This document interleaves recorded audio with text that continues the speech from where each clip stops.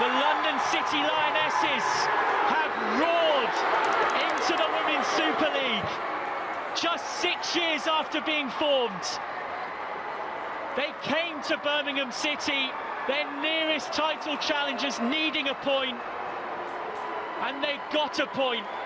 They had to cling on at the end, but the London City Lionesses have done it. An afternoon to remember for an independent women's football club, not affiliated to a men's team, who have made history, and next season, for the first time since being formed in just 2019, will play in the top flight of the English women's domestic game. A day the London City Lionesses will never forget.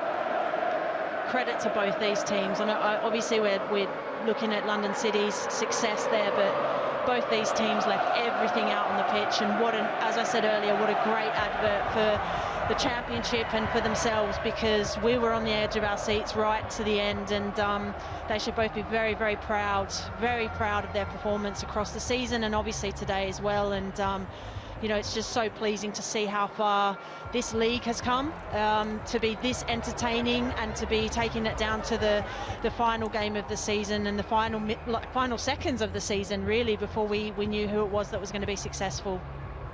Absolutely incredible drama. Izzy Goodwin had London City Lionesses in front with a special strike 2 minutes into the second half. 10 minutes later, Chantal Boy-Halorka headed in to make it 2-0. 6 minutes after that, Emily van Egmond nodded in from close range to give Birmingham City hope, and a clever hooked finish 5 minutes from time by the substitute So Hyun Cho made it 2-2. But Birmingham City could not quite complete the comeback.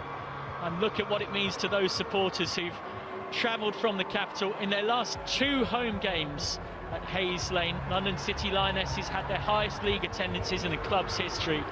And you'd imagine plenty of those fans will be back next season to watch them in the Barclays Women's Super League.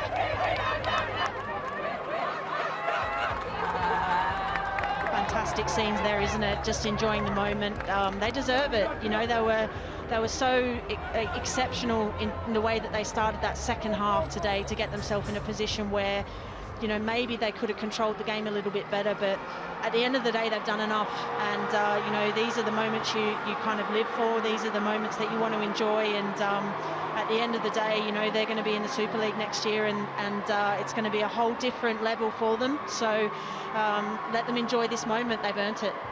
Michelle Kang, the London City Lionesses owner, taking a moment with the fans before leaving it for the players to enjoy most of the celebrations. Confirmation of the final table.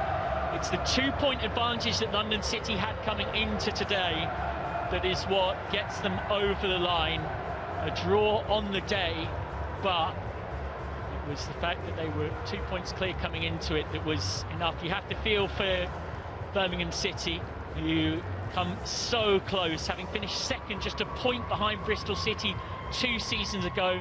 They were 5th, 10 points off Crystal Palace last season, but we're back to being right up there this time around, but just short.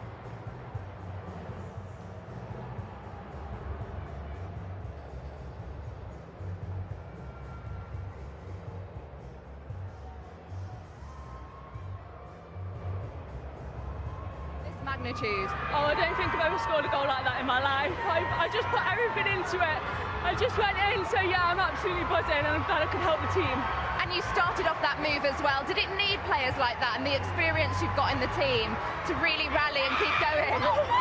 Yeah, definitely. I mean, there's so much experience on the team, and I'm just so happy. Honestly, I'm so tired, but I'm so happy. But no, I'm glad I could get a goal and we get the win. And what will this mean to your owner, Michelle Kang? An independent club, heavily invested. Is this just rewards for her? Oh, absolutely. It's brilliant. I mean, we all love her, what she's done for this club. But no, we're so happy, and hopefully it makes more teams do this, and yeah, hopefully, yeah, we got the win. You look at those fans behind you, Izzy, and they must be excited about the prospect of playing the likes of Arsenal, Chelsea, Manchester City. How are you feeling about that? Oh, I'm absolutely buzzing to play top teams like that week in, week out. I mean, it's what you dream of, really, isn't it? So yeah, I can't wait. And just on your goal scoring form, How are you going to translate that to WSL? You've had so many good seasons lately, 16 goals for you this season. Do you think you'll be able to translate it into WSL? I mean, I hope so. That's the aim. I mean, that's what I want to do. I mean, that's my job, is score goals. So hopefully, yeah, I can take it into the WSL. But no, honestly, I'm so happy right now. We wish you all the best for next season, but congratulations today. Party? Absolutely! Thank you. Thank you.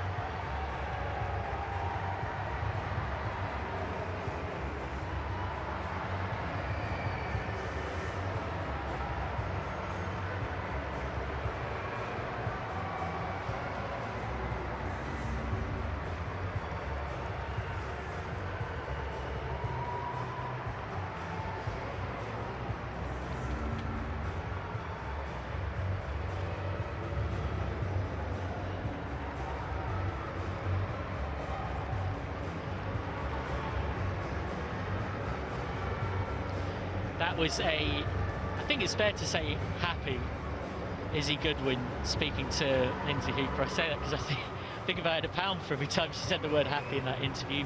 Tanya Oxtoby and I will both be millionaires. And we can now get a word, it seems, from Chantal Boyher-Lorca. It's been a roller coaster. It's been a start to a new thing, a new era. As you know, any startup team, any startup company, it has its ups and downs at the start, but we pushed through. The girls came together, the staff came together, and we did each other proud today. We had one goal in mind throughout the whole season. We've had some tough games. We knew Birmingham was right there. They're a tough side. They showed that in the game today. But God. We saw your celebration as well when you went 2-0 up and what it meant. Did you think that had clinched it at the time, because it was a nervy finish? Yeah, I did, actually, I did. And for myself personally, like, it's been a tough couple of months, so to get the goal and with the support from the staff and from the players that I've had, and to just show what we're about, and yeah, we've done it. How do you think you're going to fare in WSL? I mean, we've got some experience. The WSL is a totally different league, but we've got the experience, we've got the players, we've got the support from the club, we've got the fans that hopefully keep growing. Take each game as it comes and put ourselves on the map, I suppose. You mentioned that experience. You've got World Cup winners in that squad. Who has bought what? Who have been the key performers and kept you all settled when nerves could have really got the better of you today? Yeah, as you say, like, we've got like World Cup winners, European winners. I think even the young ones, everyone plays a part. Everyone has their part to play into it. Obviously, the older girls that's been through World Cups and that, they keep us level-headed. But then we keep the fun as well, keep the energy. So it's just the compact of everyone. So yeah, I can't say it's just one person, it's everyone. Well, well done. We're going to let you go and celebrate. Just want to know, are you going to still wear the gloves? Oh, these are my lucky charms. Chantal Boyher-Lorca speaking to Lindsay Hooper. Michelle Kang, quick to get her hands on the trophy. Took over London City Lionesses in December 2023, and her investment has certainly made a significant difference in the first full season since she took ownership. She said the fact that the name is London City, that's huge in my opinion, and in the London City area there's really no football presence there, so it's really right for us to go and take that as the future, and now for them that future will be in the Barclays Women's Super League. They needed a draw. They got a draw in the most dramatic of circumstances, from being 2-0 up. Birmingham City were 2/3 of the way to being come back. The history would have never forgotten, beg your pardon. And instead, London City Lionesses held out to get their spot in the top flight. It is something that Lindsay Hooper alluded to in speaking to Izzy Goodwin. Tanya Oxtoby is alongside me. You know all too well about that gap between the Championship and the WSL. How does Michelle Kang look to rebuild this squad into being a team that can stay in the WSL, because that's a different challenge to getting out of the Championship. It is. It's looking at the areas of your squad that you feel you probably need to refresh, and that look, they will have, like any team that is looking to go up to the WSL, they would have had a Championship plan and they would have a WSL plan, and you know, within that is obviously the resources and the finances, but also the recruitment strategy. And they will be, now that they've done the job, they will certainly be having a very busy summer in terms of who they need to bring in, and it needs to be a balance of WSL experience, or the equivalent of, in my opinion, but also, you know, some of the better younger players that are floating around as well, that are going to kind of build for the future, because for them it's about going up and consolidating and staying up, because that is the hardest thing to do when you're coming out of the Championship. Of course, only one comes up and one goes down in the Barclays Women's Super League. For now, for the moment, there's been plenty of discussions as well about potential future expansion. But next season, London City Lionesses will go up, trying to avoid the fate of, say, Crystal Palace. You've looked in more recent seasons, Bristol City. It has historically, statistically, often been a very tough one to come up and stay up. As one by one, the London City Lionesses players go up to get their Barclays Women's Championship winners' medals that they so richly deserve. It is a highly impressive campaign overall. 43 points from 20 games, an average of 2.15 a game, 13 wins, 4 draws, and just 3 losses, all of them coming early season. A 1-0 defeat at Sunderland in late September, and then 2 losses in a week. Ironically, one of those two Birmingham City, 2-1 in the reverse fixture. A week later, they were beaten 3-2 by Durham, but, and this is the crucial part, in their last 11 league games, they did not lose. They won 8, they drew 3 times, they drew 1-1 at Charlton on the 2nd of March, they drew 1-1 at home against Durham, and they of course drew today, but it would have felt like a win, because a draw was all they needed to take the title. So it was that run-in, well, I say run-in, I mean, we're talking about from mid-November onwards, 27 points from 11 games, and if you have a run like that across a huge chunk of a season, you are deservedly champions. It's such a tough thing to do, to get that consistency in a league like this, where, you know, there's so many different challenges that go with being in this league, and to play week in, week out, and have midweek fixtures as well, and, you know, to be that consistent and pick points up maybe when you're not at your best. As you said, that's a sign of a team that is worthy of going up. And you know, I feel for Birmingham. You know, it could have been a real fairy tale for them on the flip of that, you know, and to have to stand there and obviously watch your fierce rival pick up the trophy. Hopefully that will spur them on for another great campaign next year. Yeah, Birmingham City, of course, were trying to get back to the WSL for the first time since being relegated from it back in 2022. They actually finished their season unbeaten in 8, 5 wins and 3 draws, and really pushed London City Lionesses in that run-in, and finished the campaign 2nd with 41 points from 20 games, again above 2 points a game. This is London City Lionesses' moment. Kosovuri Aslani, the Swedish international women's football legend, picks up the trophy with owner Michelle Kang alongside. They get ready to start the party, because your Barclays Women's Championship champions of 2024-25 are the London City Lionesses.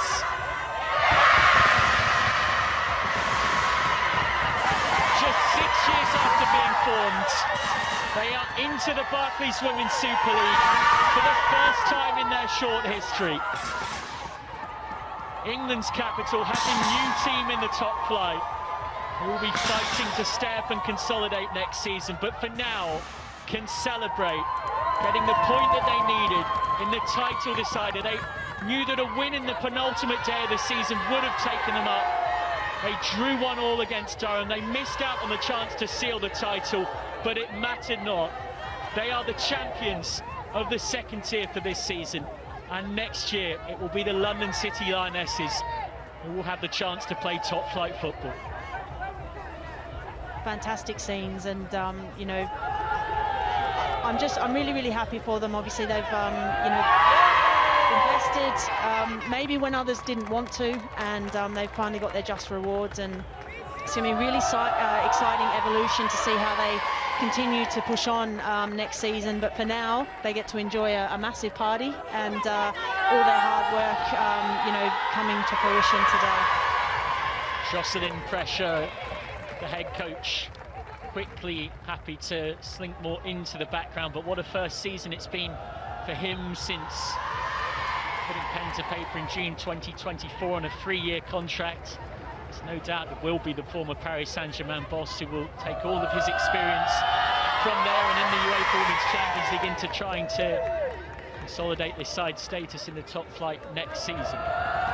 He was brought in for exactly that, wasn't he? For his experience, you know, to make sure that when they got over the line that he was going to be in a position to continue to move them forward, and you know, having all of those big game experiences under his belt as a manager is going to hold them in really, really good stead. And as I said earlier, they'll have a plan. They'll be ready for this moment in terms of their recruitment. So it's now kick-starting that and making sure that they get ready in the summer. These are now moments that these players will never forget. Plenty of players play an entire career without having a promotion and a title winners medal on their CV. All of these players have that now, and rightly will celebrate and savour the moment. Let's have a look back at how they did it.